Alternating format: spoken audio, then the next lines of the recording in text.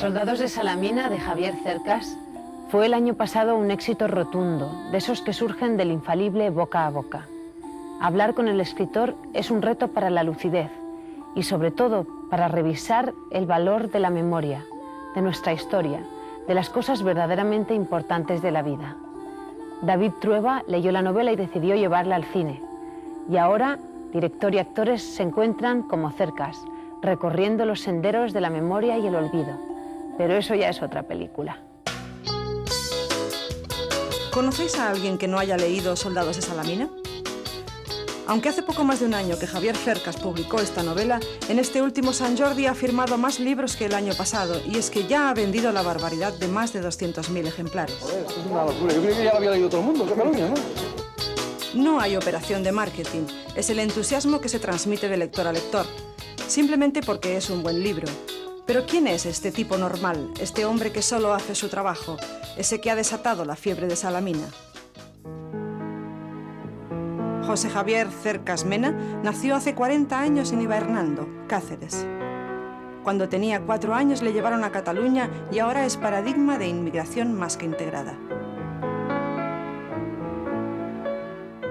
Porque además yo soy un escritor catalán que escribe en castellano. Es articulista del diario El País y profesor de la Universidad de Gerona. Aquí le llaman Xavi. Es feliz en esta ciudad bien cuidada y bella por su río.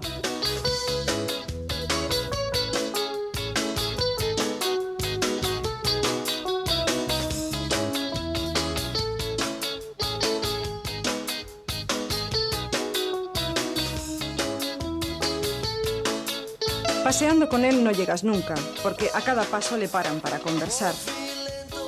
Este pueblo es amable como pocos, lo notas solo bajar del tren, y a él le conocen y le estiman como uno más.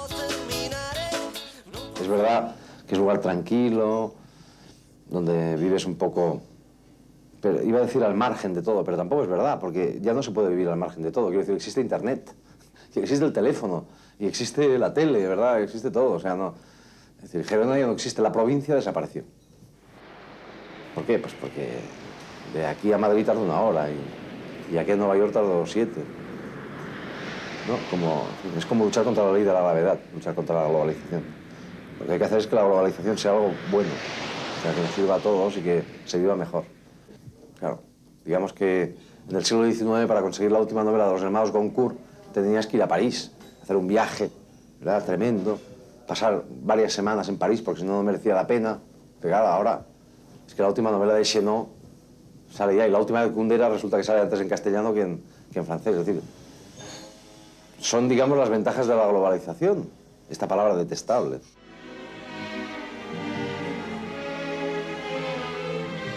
Soldados de Salamina cuenta la historia real de Rafael Sánchez Mazas, fundador de la Falange, escritor y poeta mediocre y autor del Cara al Sol.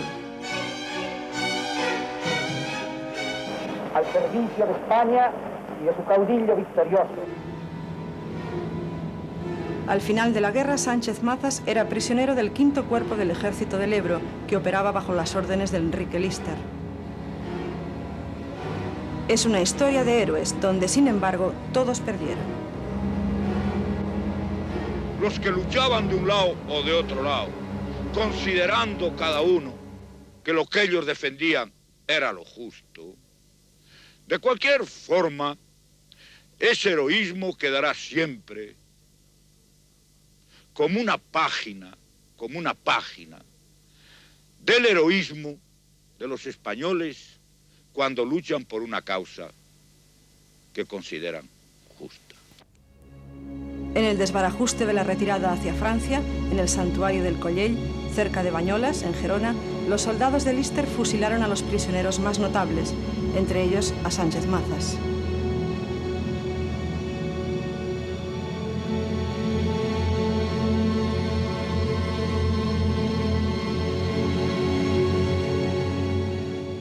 El día 30 de enero me fusilaron con otros 30 compañeros. Nos condujeron a un lugar a unos 150 metros del monasterio de Santa María de Collell, convertido en cárcel roja. Sonaron las 2 primeras ráfagas. Oí el chasquido de las balas. Ninguna bala me había tocado. Después de oír el trueno de los tiros, Sánchez Maza se da cuenta de que continúa vivo. Escapa de la confusión y del tumulto de cuerpos muertos y huye hacia el bosque. Poco después ordenaba el director de la prisión la batida del monte. Durante 3/4 de hora se hicieron unos 50 disparos. Oí las voces de los guardias que pelaban por heridos.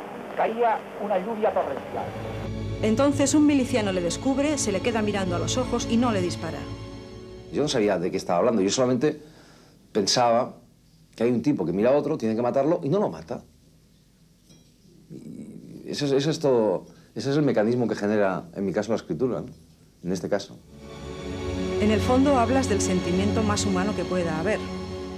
Sí, ¿cuál es? ¿La bondad? ¿Cuál es? ¿La compasión? No lo sé. ¿Cuál es? No lo sé. El respeto de la vida. Sí, el respeto a la vida, es verdad.